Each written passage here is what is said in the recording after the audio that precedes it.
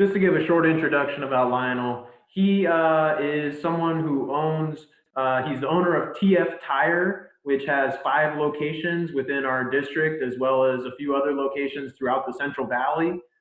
He has a background in banking, so that's something that we're obviously interested in exploring.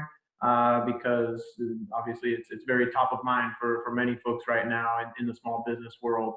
And he is someone who has served on numerous boards. He's even involved in a little bit of agriculture. So hopefully we can get him on soon. I'm not He's sure on. if he's having issues. Oh, okay. My video is still showing Dr. Smith for some reason, but appreciate it, Lionel. Thank you so much for joining us. I just gave you a real short introduction. And thank you for joining us. We're glad that you were able to take the time and share some information about the small business community. All right. So just look into what's been going on so far. Of course, you are the owner of a chain that is an essential part of the workforce, working on cars. So what has been your experience, and maybe if depending on whether or not you were eligible as someone who was able to stay open, the experience of others that you know in terms of the Paycheck Protection Program that was actually renewed yet on Monday, and also looking at any state programs that maybe you've been able to take advantage of, and looking at ways that maybe the state could do a better job at providing relief, maybe in other aspects beyond just payroll, looking at things like rent. I know Edison and SoCal Gas have programs for payment plans. So just kind of expanding on what is out there and what you've seen in your experience. Actually, it was a little bit cumbersome in the beginning. The banks got the information, I think, on a Thursday or Friday prior to a Monday where they were supposed to start accepting applications. SBA had an initial application out. We put one together. We submitted on the first day possible, and then it was updated the following day. So we had to fill out the application. It was minor information, but we still had to update. So on the second day, we got the information into the bank, and I don't think there's any big secret in who the bank was. There were some issues with, obviously, Wells Fargo had some restrictions. Bank of America was possibly stacking their applications based on their customers, and if you weren't a customer, your application went down a little farther on the list. These are all hearsay type deals, but there definitely was some concerns, and I'm sure some adjustments made. But I went with Citizens Business Bank, and it's a bank that I had done business with prior. I had moved my business, the majority of it, to Bank of Sierra, but Bank of Sierra wasn't going to do it. They weren't one of the SBA approved banks. So I stuck it out with Citizens, and I got a little bit nervous on it. We were on the second day and money was already starting to run out. But SBA did give an approval number, and actually this past Monday, we were actually funded. Oh, so wow. That part went really well. Citizens did a great job. The advantage, I think, that the Citizens is more of a mid-sized community bank. They were able to get on the program real quickly, and they figured it out. You don't have to submit financial statements. You really don't have to show that you're lending worthy. It's basically you have to justify that you have a certain payroll, and 75% of the loan has to go towards your payroll over a 60-day period. So when we got funded Monday, the clock starts ticking. So we have 60 days to spend that money, or 75% of that money. And if we don't spend it, then it goes back, or a percentage of it goes back to the federal government. It actually goes back to the SBA and in turn goes to the federal government.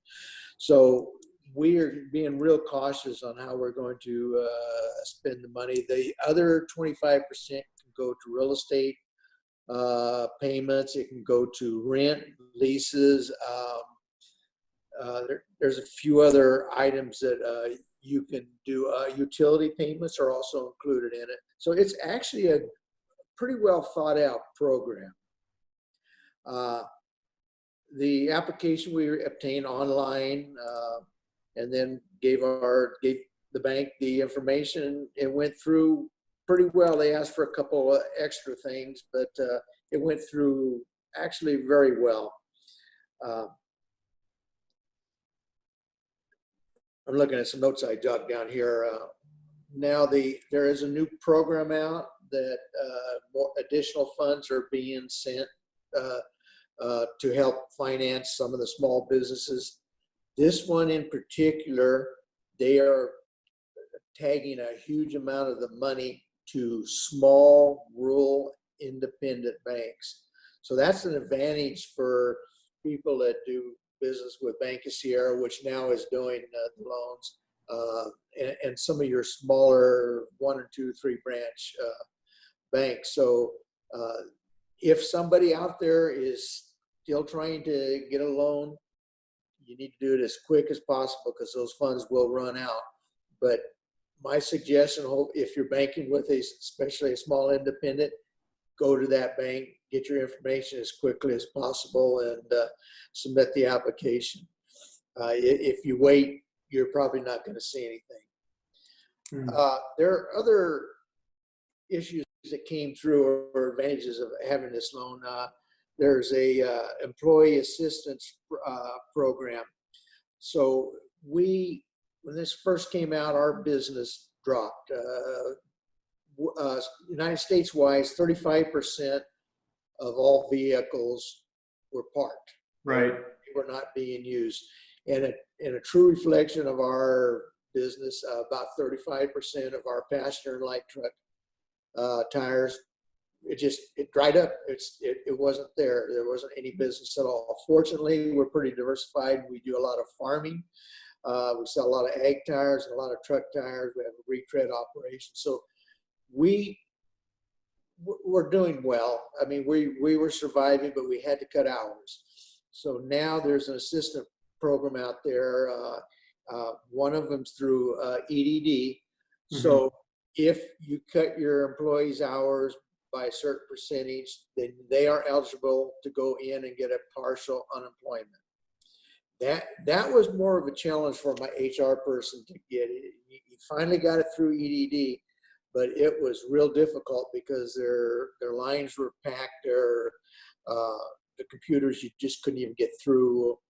So it was an issue, but he was able to get it. So now he's meeting with all of my employees that have had shortened hours, and they're getting some additional funds now. So that helps them. In addition to that, we also did a program when we started testing our employees early. So when they came in, they have to have a mask on. We gave them, took a temperature with a medical thermometer, and then they had a 5-answer questionnaire, like, do you have a sore throat? Have you been with somebody that has had the virus? And these are all questions. If they answer yes to any of them, then what we would do is we would send them home. Mm-hmm. But under a program that part of the PPP program is that they can go and collect 80 hours of time, right? And we get paid right back off of it through our federal withholdings. So if an employee we sent home, and we've done this with 4 employees so far, none of them at this time have tested positive, but it was questionable whether they had the flu or sore throat, strep throat, or what have you. We sent them home. They still got 2/3 of their wages. We sent them home for 2 weeks, and when they came back, they were all fine, and they got their pay. So That is a real good advantage. So you don't have an employee trying to come to work and he knows he's got to make a car payment or he got to make his rent payment. I don't feel good. I got a sore throat, but I'm not going to tell anybody about it. Right. Uh, so this has really helped, and I think that's taken that away a little bit. Oh, I'm really glad to hear that, and I'm glad to hear that your folks who there was concern about are okay now. That's really good to hear. Yeah, You got actually you preempted my next question. I was going to ask what you're doing to keep your employees safe. So thank you for answering that ahead of time. Obviously, that also ties into just ways of keeping the customer safe as well. Well, actually, let me back up a little bit first. We did get a question on Facebook a couple evenings ago asking how and maybe this is something that I know all businesses approach it differently in terms of how they provide the PPE. Is that something that you were able to provide? Is that something that the employee has to go out and procure and that's what happens? Or how are you going about that? The question specifically was looking into, and maybe you don't want to, maybe you have a secret outlet where you're able to go and get these sort of things because I know it's pretty scarce. And so this lady was asking in particular just ways to avoid having to piecemeal everything together, go to this store for masks, this store maybe for gloves. Any solutions maybe that you have to that? well, we were able to. We also own a automotive parts distributorship, Hmm, and we were able to obtain some masks for one of our vendors. So we great. got masks for all of our employees. Uh, the the temperature thermometers we also got through a vendor. Okay. So we were able to get our hands on those fairly. And as soon as we had them, we set up a program, and everybody had to wear them as soon as they entered the building. We had a little bit of resistance in the beginning. They were uncomfortable. They fogged up their glasses. There were a lot of resistance, and we basically had to tell them if somebody comes down with the virus, the health department probably going to have everybody in that office or that shop quarantined, and everybody's going to have to go home, and nobody's Right. going to be working. So we kind of got that message out. I didn't want to make it as a threat, but we did get that message out. So it's we were able to get it, and we were very fortunate because this was right in the beginning, and everybody was scared to death, and the lack of people understanding. They didn't even know if the masks were going to even help. So it was a little tough. We did in our offices where customers approach. First of all, we had a lot of good feedback from our customers saying, "Hey, I feel comfortable coming in here." We spread out the chairs in our waiting area. We set out outside park seating for our customers. We put a overhang so that they could sit out in the shade if they wanted to. And we turned our TVs off in our waiting rooms because what we didn't want is people sitting around in the waiting rooms. But we blocked off 6 feet away from the counter so that the people working the counter were protected as much as possible too. When it was cold, we opened the doors and turned the heater on. But I think it was well worth spending a little extra money just to keep the place opened up a little bit more. Yeah. Good to know that you guys were doing that. Just looking at, we heard yesterday from Governor Newsom his plan to reopen the phasing and how that's going to work. And just if I could interject a little of my own opinion, I know we have a lot of folks around the state calling for reopening faster than that schedule. And really, my perspective is it doesn't have to be a binary solution. It doesn't have to be either folks go back to work and we risk other folks potentially getting sick, or everybody stays home and we leave the economy to rot.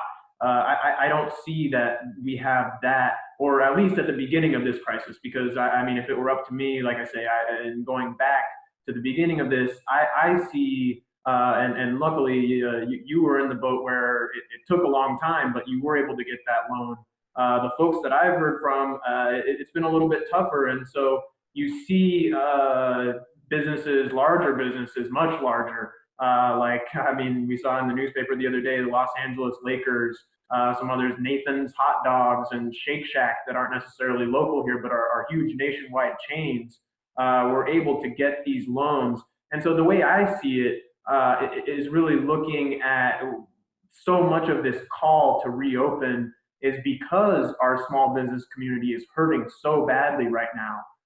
And so for me, I see that we should be able to, if we did it right from the beginning, my point being, we should have been able to stay closed a little bit longer while also not doing such damage to our small business community. But that's just the way I see it. I won't ask you to comment on that one way or the other, unless you'd like to. One of the things that prior to this, I wasn't the biggest Newsom fan. I just plain and simple. I felt that he was just a little bit too much in a certain direction, but I think he has done a fantastic job with this. I've gotten a lot of faith and confidence in him and what he's done, and I think he's making a lot of the right decisions. He's done well. He could have done better, yeah, but everybody else could have done better too. The only negative that ever came out of my concern with the governor is that he is looking at putting, if an employee comes down with the virus, putting under workman's comp, California workman's comp.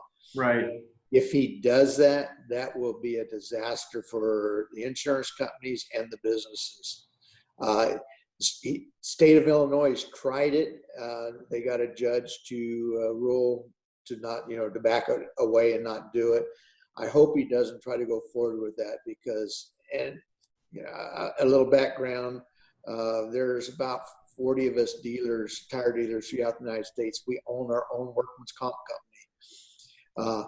It would, if this happened and we had to pay for all the time off plus the hospitalization, it would pretty much bring the kitty completely out. So I feel he's completely wrong in trying to do that. And at least I think there's a judge out there that had some common sense for the state of Illinois. So he's just been taken under for the last couple of weeks under his thinking about type of deal. Yeah, I've in the business groups that I've been engaged with in terms of advocacy in Sacramento, that's definitely something that has come up. And really for me, it goes back to the point I was just mentioning, which is if we were able to, and I'm just not talking about the federal government and criticizing them. I mean the state government as well in terms of stepping up and helping out these small businesses. We may not be in the position where we are in terms of that, and looking at ways that we can really get more workers' comp for those folks who may not have even contracted it on the job. And so I see more support for small business as kind of alleviating that and maybe not even bringing that to the forefront. But that's just me. Like I say, I don't know if you'd like to comment on it. If you would, feel free. Well, under California workman's comp, you break up sometimes. I wasn't sure if you were done, but under California's workman's comp, if the injury or the illness came from the job site, then it falls under workman's comp. A lot of these people are going to obtain that illness from being out in the public, anywhere else. It's pretty hard to really prove which way it is. So it would be a real challenge. And I think that in California, especially with the workman's comp issues that are all up and down the state, it is a real serious situation if he does make it go that direction. And he has the right to do it, I understand. Sure. All right. Just looking ahead, looking ahead, moving forward, for your business and others, do you see this bringing about any sort of change long term? I know we were talking to Dr. Smith and he was saying a vaccine may be a year out potentially. So looking at that and saying, okay, we have this timeline that's very uncertain. It's hard to say when things are going to be back to business as usual, if ever. What does that look like for your business and maybe some other folks that you've talked to? I don't think it'll ever be back as business as usual. We don't anticipate just the cars coming in and all the work being done. I think people are learning and they're being real conservative. Uh, uh, People are going to be wearing masks all over the place. City of Los Banos, which I have a store there, there's a city ordinance that says you have to wear a mask whenever you're out in the public. I would love to see that. Costco today is indicated that if you go to Costco, you wear a mask. There are a lot of people that are careless or really don't feel that it's that much of an issue. And I think it's still a lot of education has to be done for a lot of the people in the communities. But we will be not operating exactly the same way as we used to. Our employees are going to be fine. We're going to help them in any way, in any manner that there is, but we're not going to get real aggressive and open up a bunch of new stores either. Sure. Kind of on just the point of looking at what we discussed in terms of the phased reopening, have you had any experiences? This is a question from Facebook, Alex again. Have you had any experiences with local government, with law enforcement? Maybe it's your managers that deal with that, but in terms of just being in touch with your business, obviously you're still essential, so there wouldn't be any problem with you being open, but any maybe precautions that you've received or anything along those lines? Actually, with the police department, fire department, city, we really had, it's been business as normal. They haven't had any issues with us, and it's like the city is not acting as much as the state is doing it.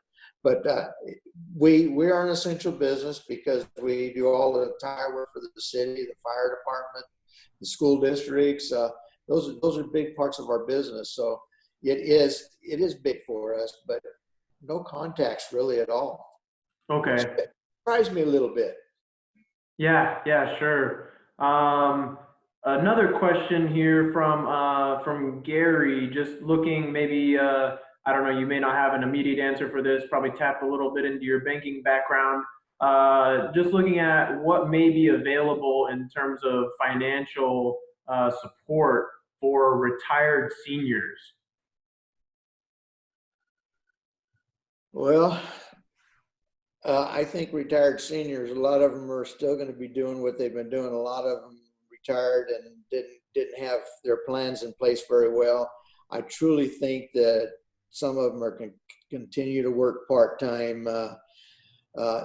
There and a lot of retired seniors could be working for charity too.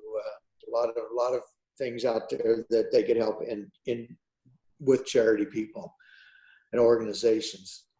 I don't know if that was the answer to the question you were looking for. Yeah, sure. I think it was more about maybe what financial support may be available, but like I said, that might not even be something that you're familiar with. It's a little bit more on the finance side of things. So that might not be anything you have Yeah, insight I into don't right see. now. Yeah, I don't see any more support for the seniors that I'm aware of right now. Maybe some food assistance programs, Right. stuff like that. We've got a surplus of agricultural products in this valley. It would be fantastic to give seniors that need it coupons or means of obtaining a lot of this stuff that we're throwing down the drain right now. We're pouring milk out right and left. Hmm. A lot of vegetables are being worked up. It's just it's sad to see that happening. So to me, that would be a good slant is to help a lot of these seniors, because I know that a lot of them are hurting. Yeah, and that's a good point actually. That did spark my memory. There is a meal program out there. It was actually announced last week by Governor Newsom, I want to say. and that is something that seniors will be able to access coming up shortly, hopefully. So that's definitely something, because I mean, just looking at the, like you mentioned, the folks who are at or maybe it was Dr. Smith who mentioned, but the folks who are waiting at food distributions, really in serious need. I mean, just last week, I saw it firsthand. There were, at a food link distribution, there were 465 families that were served, and actually 50 because there wasn't enough that were it had to be turned away, unfortunately. So obviously the need is very great, and from what I was told, that was about 2 to 3 times, potentially even more, depending on the day, from what you would see in normal times. So you hit the nail on the head that's definitely, food insecurity is a huge issue for so many folks, especially in this area. Yeah, farmers in California and throughout the United States, they can feed the United States without any problem at all. We just have to come up with the programs that will help the people that need the food.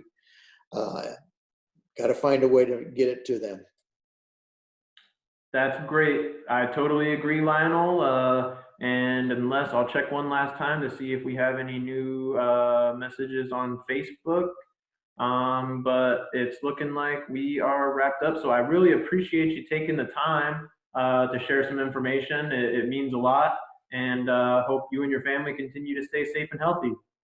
Well, we're self-isolating. We're on our 7th week, but I'm on the phone about 5-6 hours a day Yep.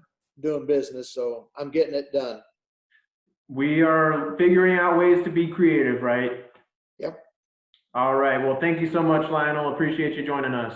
All right. Thank you. Glad to do it. Thanks. All right.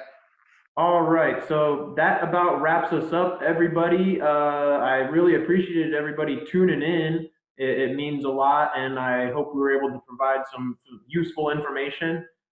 Just looking ahead, because there are so many topics that are very unique that we weren't able to touch on in kind of this broader first iteration of this Facebook Live event. I'm really hoping to do some more sessions in the near future, looking at things like schools and education, how that's being affected. We just saw Governor Newsom yesterday say potentially we might see a new session start in July. So looking at things like that, getting some perspective from maybe local administrators, we'll figure out somebody to talk to. Also looking into, obviously, Lionel and I touched on it very clearly, agriculture. Obviously so important to our economy here, so important to the livelihood of so many folks. And so looking at how that is being affected throughout all of this, looking at things like homelessness, how those folks are being affected, how the programs at the state level are working here locally. I know there are a number of municipalities throughout the state that aren't looking at ways to house those folks in the ways that the state has put forward. So talking a little bit about that with some of our local advocates, touching on undocumented folks, a huge part of and support system for our local economy, for ag and so many other sectors here locally, really looking at how this is affecting them. Looking at issues throughout the district, obviously so much of the district is made up of Tulare County, but definitely not forgetting the folks out in Inyo County, the folks in Kern County, how it's affecting them there, looking at those ways, and especially trying to bring that information back. This is what I love about Facebook Live, is bringing that information back to the folks here in Tulare County and being able to spread the word, because our district is very diverse and the issues are vast. And while they're very similar in many instances, particularly along the lines of homelessness and so forth, just looking how they differ regionally. And then if you have any suggestions of your own topics that we should touch on, please feel free to reach out, whether it's in the comments, a message, sending us an email. We really appreciate it. And we're looking to engage as much as possible, talk to as many folks as we can, and get out as much, hopefully, useful information that we can. So thanks so much for joining us once again. I hope you all continue to stay safe and healthy, and hope the best for you. Thanks so much, and we'll be back again soon.